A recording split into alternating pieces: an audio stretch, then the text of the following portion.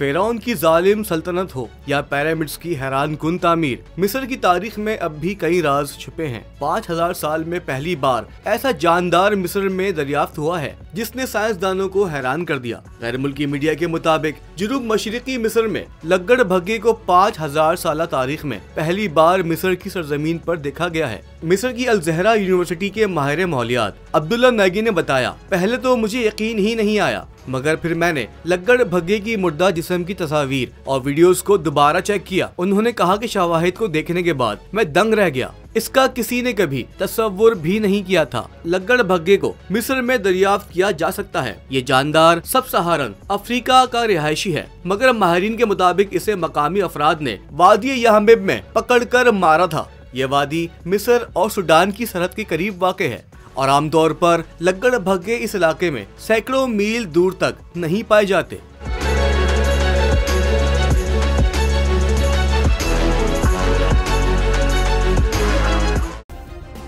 Subscribe करें और bell दबाएं ताकि कोई खबर रह न जाए।